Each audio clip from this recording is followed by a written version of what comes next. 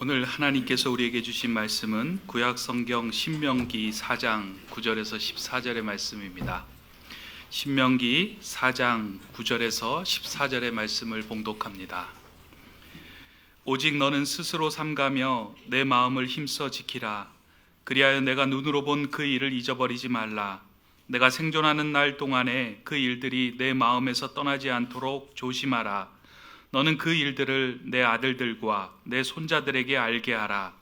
내가 호렙산에서 내 하나님 여호와 앞에 섰던 날에 여호와께서 내게 이르시기를 나에게 백성을 모으라. 내가 그들에게 내 말을 들려주어 그들이 세상에 사는 날 동안 나를 경외함을 배우게 하며 그 자녀에게 가르치게 하리라 하시매, 너희가 가까이 나아와서 산 아래에 서니 그 산에 불이 붙어 불길이 충천하고 어둠과 구름과 흑암이 덮였는데 여호와께서 불길 중에서 너희에게 말씀하시되 음성뿐이므로 너희가 그 말소리만 듣고 형상은 보지 못하였느니라.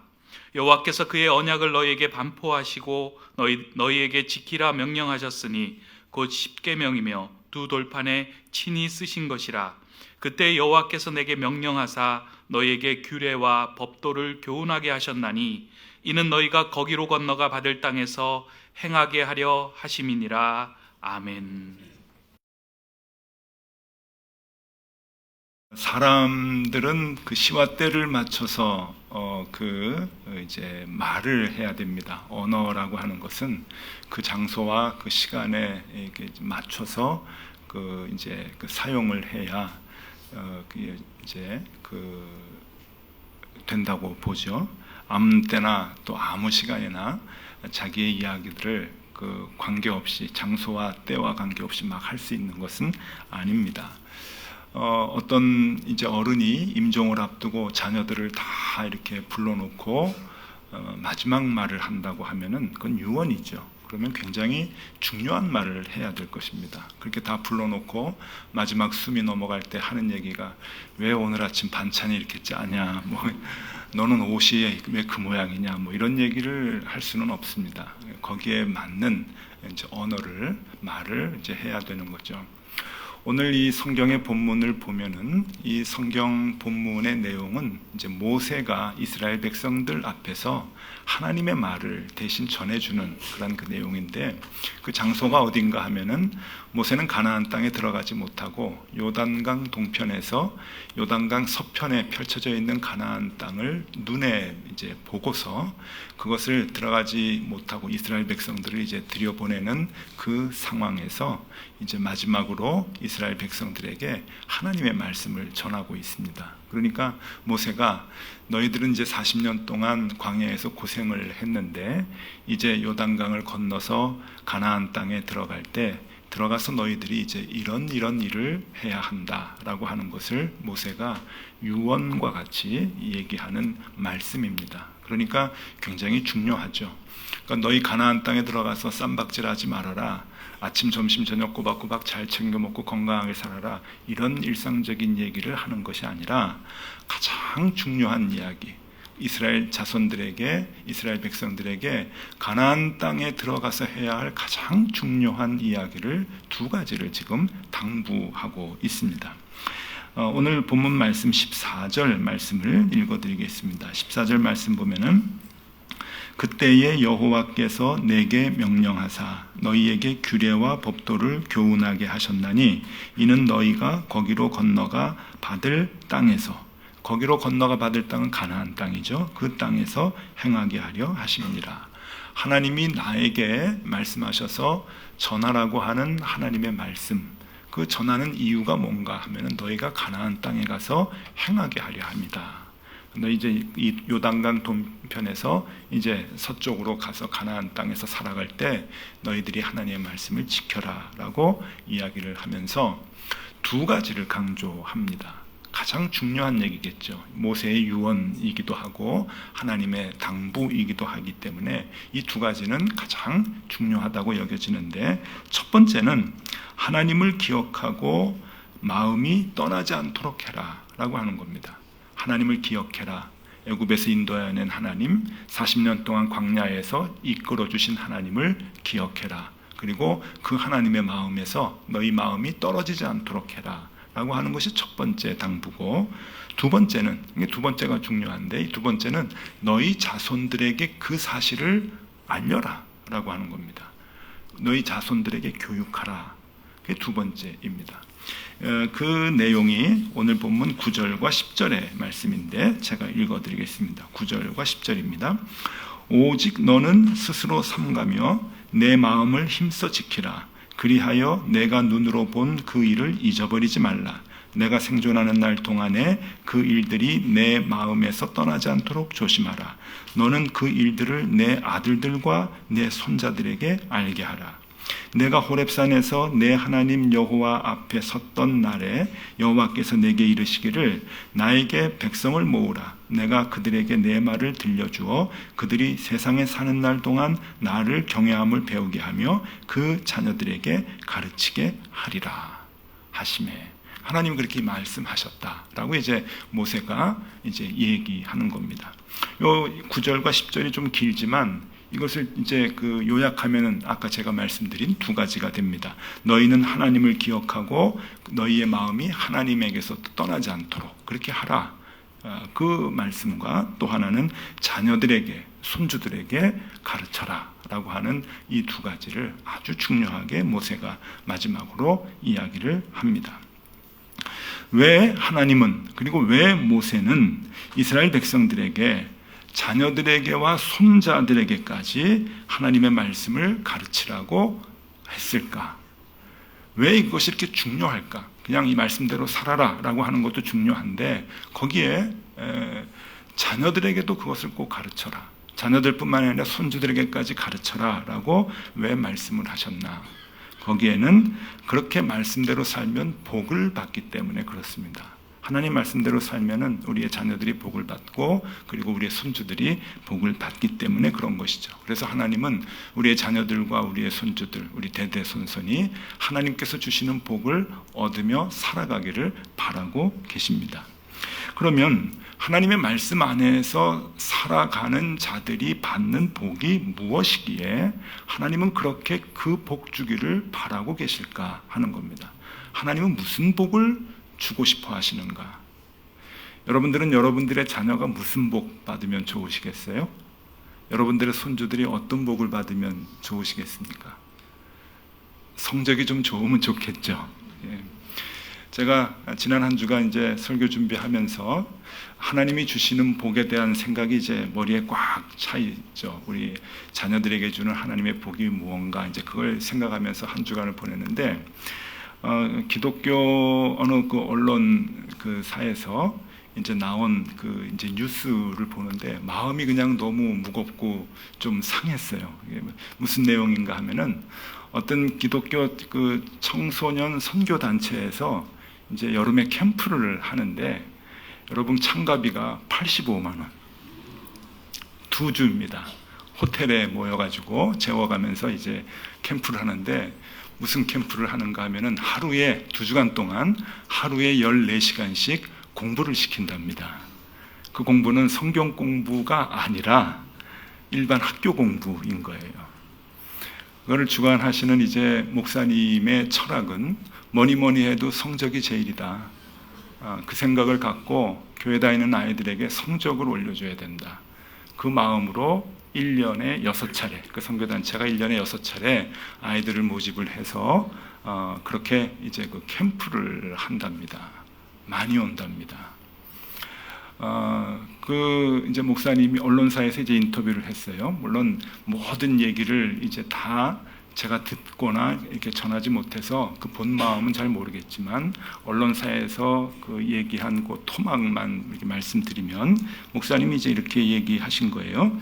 솔직히 말해서 학생들이 기도 1시간씩 하고 친구들을 10명씩 전도한다고 해도 일단 공부를 잘해야 한다고 본다. 공부 잘하는 애가 효도도 잘하고 나중에 사업도 잘한다. 이런 얘기를 했대요. 물론 여러 지나가는 얘기 중에 한 토막이겠지만은 그래도 그것이 정말 우리 아이들이 받아야 되는 복인가?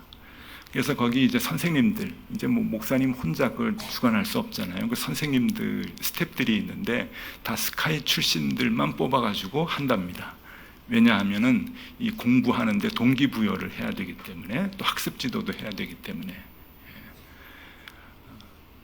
우리 교회 학교 선생님들도 한번 그렇게 해볼까요? 여러분, 지금 교회가 여기까지 왔습니다. 그러니까 교인들의 바라는 마음과 아이들의 그 바라는 그 욕구를 충족시켜주기 위해서 85만 원씩 돈 받아가면서 성적 올려주는 캠프를 교회에서 해요. 그럼 영성훈련은 언제 하느냐? 아침과 저녁에 이제 기도회를 조금씩 한다는 거예요. 근데 목적은 공부하는 거, 14시간씩. 어떻게 그런 일이 다 있어요? 그렇게 이제 놀라셨지만, 보내고 싶다 하는 그런 분들도 계시지 않을까 생각이 되는데, 성적만 올릴 수 있다면 보내고 싶다 하는 생각도 아마 있을 수 있어요. 여러분, 우리가 우리 자녀들이 받을 수 있는 복, 여러 가지 복 중에 성적의 복도 있을 수 있습니다. 그걸 부정하는 건 아니에요. 공부를 잘하는 것이 정말 아무것도 아니다, 세상 사람한테 아무 필요가 없다라고 얘기하는 것이 절대로 아닙니다. 그러나 제가 말씀드리고 싶은 것은, 성경을 볼 때 하나님께서 우리에게, 우리 자녀들에게 주고 싶어 하시는 복이 뭔가 하는 거예요. 그거는 우리가 분명히 알아야 되겠다 하는 거죠. 하나님께서 우리 자녀에게 주고 싶어 하는 복, 그래서 하나님이 그렇게 모세에게, 이스라엘 백성들에게, 너희 자손들에게 가르쳐라 그러면 복을 주겠다라고 하는 그 복이 무엇이냐 하는 거예요. 그 복이 이사야서 54장에 나옵니다. 이사야서 54장 13절 14절에 아주 정확하게 정리가 되어 있는데 제가 읽어드리겠습니다.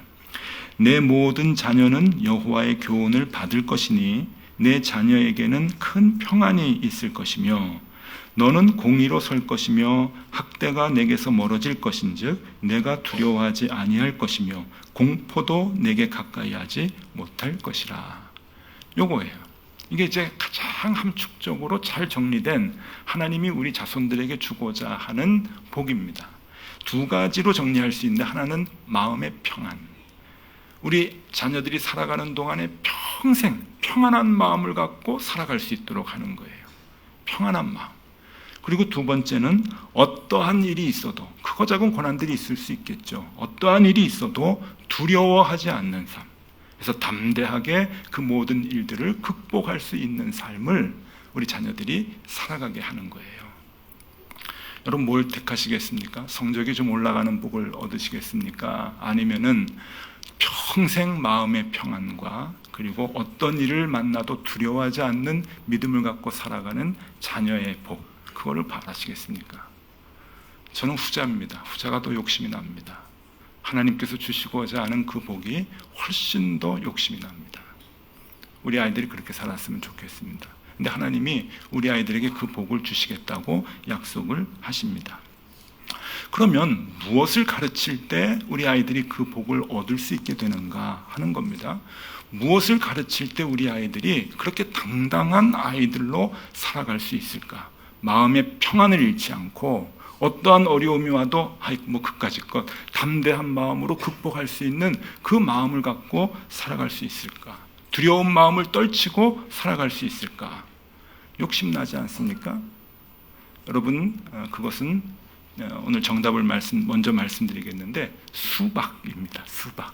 오늘 설교 제목대로 수박. 여러분들 이제 수박 헌금해 주셨는데, 그 수박 헌금으로 우리 아이들이 이제 쪼개서 수박을 줄 거예요. 그 수박이 우리 아이들을 그렇게 만든다라고 하는 거예요. 그럼 이제 의문이 생기죠. 그 수박이 도대체 뭐냐? 김동호 목사님의 셋째 아들이 목사가 됐습니다. 그래서 이제 얼마 전에, 작년에 이제 교회를 개척을 했어요. 자기가 이제 그 사업도 하면서, 그러니까 이제 이제 개척교회는 어려우니까 본인이 사업도 하면서 이제 교회를 개척을 했는데, 교회 이름이 뭐냐? 그랬더니 수박교회라 그래요. 수박교회. 근데 그 수박교회는 제가 옛날부터 쓰고 싶었는데, 높은 뜻을 쓰면서 이제 정신없다 보니까 이제 먼저 이제 썼어요. 그래가지고 아까워서, 저는 쓰지도 못하는 상황이지만 사실 좀 아깝더라고요. 그래서 수박교회 참 좋은데 어떤 의미인지는 이제 알겠죠. 그래서 무슨 의미냐 물어봤더니 이제 그 정답을 얘기하는 거예요. 갈증이 심한 이 시대에 하나님의 말씀으로 갈증을 풀어주는 그러한 그 수박과 같은 역할을 하고, 하나님의 말씀이 송이꿀보다 달다 그랬잖아요. 그 수박의 그 달콤함을 주는 그러한 하나님의 말씀을 달콤하게 말씀해주는 그러한 교회를 하고 싶다. 그래서 이름이 이제 수박교회에서 참 좋다. 정답이죠. 근데 여러분, 수박을 보면은 그 수박을 보면서 여러 가지 생각을 이제 하게 돼요. 특별히 한 가지 상황과 현상을 보면서 보통 사람들이 보지 못하는 것을 보는 사람들이 시인들이에요. 그러니까 시인은 그냥 글만 잘 써서 되는 게 아니라 보통 사람이 보지 못하는 것을 봐야 시인이 되는 건데, 오늘 이상옥 목사님 버전으로 제가 시를 하나 소개해 드리겠습니다. 수박이라고 하는 시가 있어요. 김필영이라고 하는 그 시인이 쓴 시인데, 이 수박이 조금 좀 이제 긴데 그 중에 일부를 여러분들에게 좀 소개해 드리겠습니다. 여름 햇살에 땅이 갈라질 때 땅속 맑은 물 길러 올리도록 뿌리 끝에 누가 두레박을 달아놨을까? 그러니까 비가 안 오고 가뭄이 들어도 수박에 그 물이 많잖아요. 밑에서부터 이제 두레박으로 막 끌어올린다 하는 그 두레박을 봤네요.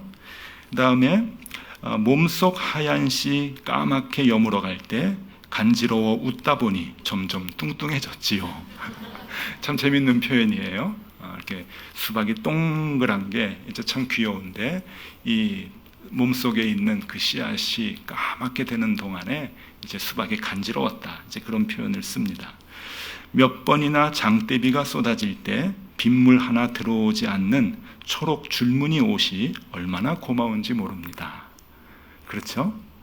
비 많이 올 때 그 비를 다 막아주는 수박의 겉, 그 모습을 얘기했어요. 사이좋게 한 조각씩 나누어 먹으라고 99%의 달콤한 물이 허물어지지 않고 서로 끌어안고 빨갛게 웃고 있네요. 이 표현도 참 좋고요. 또 한 사람도 체하지 않고 천천히 먹으라고 몸속에 까만 씨 누가 심어놨을까요? 그 왜 옛날에 선비들한테 그 우문물 떠줄 때 이파리 하나 이렇게 올려주는 것 같이, 수박의 씨는 사람들이 급하게 먹지 않도록 골라내면서 천천히 먹으라고 아마 누군가 박아놓은 것 같다라고 하는 그 시인의 상상력이 이 시에 이제 그대로 나와 있습니다. 그러면 수박을 보면은 정말 이게 그런 걸까? 체하지 말라고 씨를 박아놓은 걸까? 그렇게 생각할 수도 있는데, 하나님께서 수박을 만들 때 그 본래의 의도를 말씀드리도록 하겠습니다. 그러니까 시인의 상상력이 아니라 하나님의 마음을 말씀드리도록 하겠는데, 여러분, 수박의 원산지가 혹 어딘 줄 아십니까?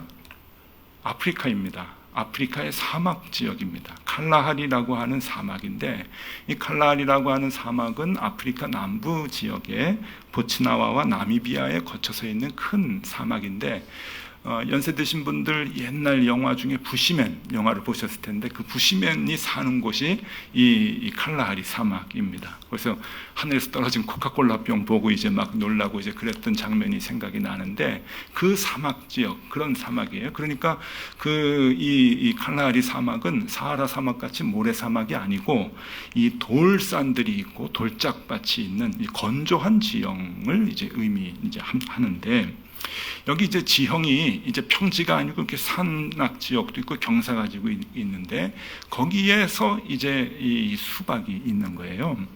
이 수박이 이제 동그랗잖아요. 동그란 것은 거기에 이제 강한 바람들이 부는데, 강한 바람이 불 때 수박이 굴러간답니다.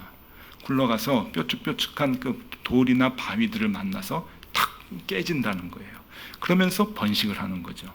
뭐 벌이 꽃술을 날아다 드는 것도 아니고, 그렇게 해가지고 씨를 퍼뜨려서 번식을 하게 되는데, 바람에 잘 굴러가도록 이동할 수 있도록 모양이 동그랗다는 거예요. 그러니까 수박을 일본 사람들은 네모나게 만들어서 이제 팔거든요. 그건 잘못된 거죠. 수박은 동그래야 되는 거. 원래 동그랗게 만들어졌기 때문에.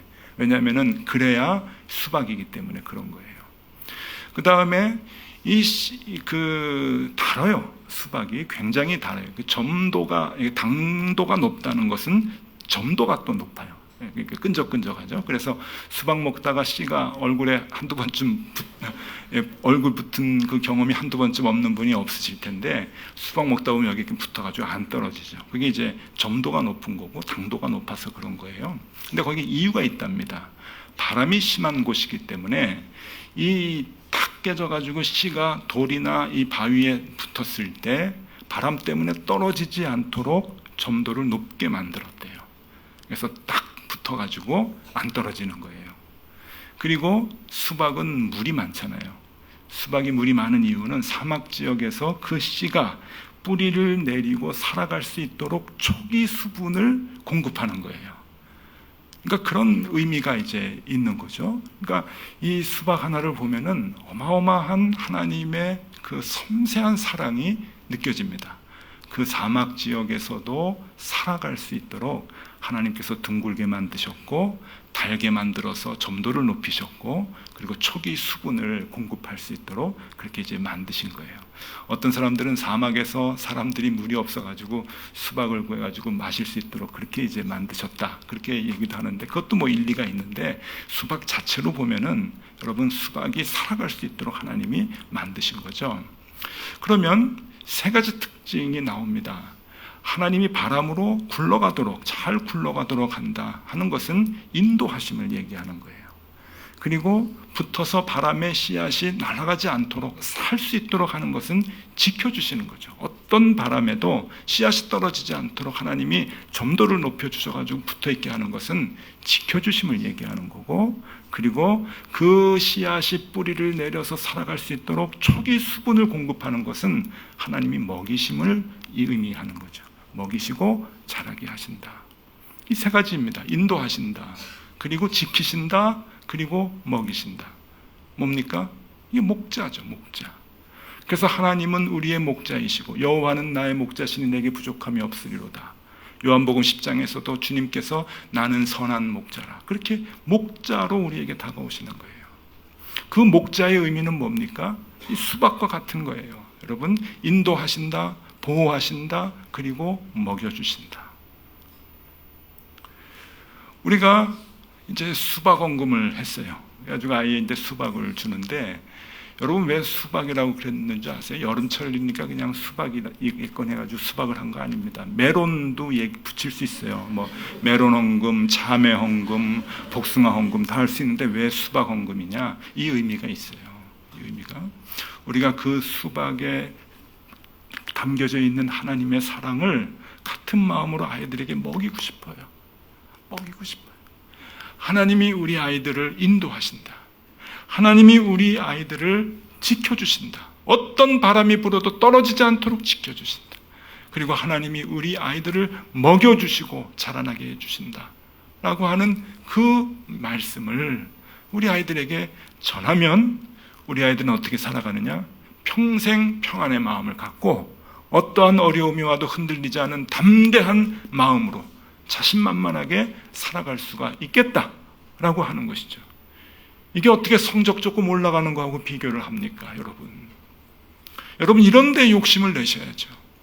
우리 아이들이, 우리 손주들이 그렇게 이 세상을 살아갈 수 있도록 하나님이 인도하심을 믿고 당당하게 살아갈 수 있도록 우리 아이들을 그렇게 키워야 하는 것이죠. 그리고 이 시은소에서 우리 아이들에게 그 수박을 먹이는 거예요. 수박 사다가 잘라서 차갑게 해가지고 먹이는 거, 그게 중요한 게 아니고 그 수박 안에 담겨져 있는 하나님의 창조의 은혜를, 사랑을 우리 아이들에게도 함께 전하는 것이죠. 그래서 우리가 그 수박을 먹여야 합니다. 그리고 그 수박을 우리 아이들이 잘 먹도록 지도해야 되는 것이죠. 예수님은 늘 우리에게 자연을 보고 배워라 라고 말씀하십니다. 마태복음 24장 32절 말씀입니다. 무화과 나무의 비유를 배우라. 그 가지가 연하여지고 잎사귀를 내면 여름이 가까운 줄을 아나니. 그렇죠? 마태복음 16장 2절 3절 말씀도 이렇습니다. 예수께서 대답하여 이르시되 너희가 저녁에 하늘이 붉으면 날이 좋겠다 하고 아침에 하늘이 붉고 흐리면 오늘은 날이 굳겠다 하나니 너희가 날씨는 분별할 줄 알면서 시대의 표적은 분별할 수 없더냐. 여러분, 수박을 보면 하나님의 사랑의 손길과 하나님의 은혜의 마음을 읽을 수 있어야 됩니다. 우리가 시인의 마음을 갖고 아주 복잡하게 왜 씨가 이렇게 이게 박혀가지고 우리를 천천히 먹게 하는구나, 그런 상상력까지는 없어도 괜찮습니다. 그러나 하나님께서 왜 수박을 둥글게 하셨는지, 왜 당도를 높게 하셨는지, 왜 수분이 가득하게 하셨는지 그 의미를 알고 우리가 그것을 하나님의 사랑을 느끼면서 그 사랑을 우리 아이들에게 전할 수 있어야 되는 것이죠. 먼저 우리가 깨닫고, 무엇입니까? 하나님이 인도하신다, 하나님이 지키신다, 하나님이 먹여주신다. 여러분, 그것이 우리의 신앙의 고백이 될 수 있기를 바라고, 우리의 그 신앙의 간증이 우리 자손들에게, 손주들에게 그대로 전해지기를 소망합니다. 그래서 담대하게 우리 자손들이, 우리 교회학교 아이들이 담대한 마음으로 믿음을 갖고 승리하며 살아가는 그러한 우리 높은 뜻 덕서교회의 교회학교 아이들이 될 수 있기를 소망합니다. 기도하겠습니다. 하나님, 이제 여름 성경학교를 시작합니다. 이 무더운 여름에 부모님들과 선생님들이 고생하며 여름 성경학교를 하는 것은 주일학교의 부흥을 위함도 아니요 늘 해왔던 행사이기 때문도 아닙니다. 여름 성경학교를 하는 이유는 우리의 아이들에게 수박을 먹이기 위함입니다. 하나님이 우리를 인도하시며 하나님이 우리를 지키시며 하나님이 우리를 먹이신다고 하는 것을 우리 자녀들에게 전하고 싶습니다. 하나님, 부디 잘 전하게 해주셔서 우리 아이들이 이 땅을 사는 동안 주님 주시는 그 담대함의 복을 다 얻어 살아가게 하여 주시옵소서. 예수 그리스도 이름으로 기도드리옵나이다. 아멘.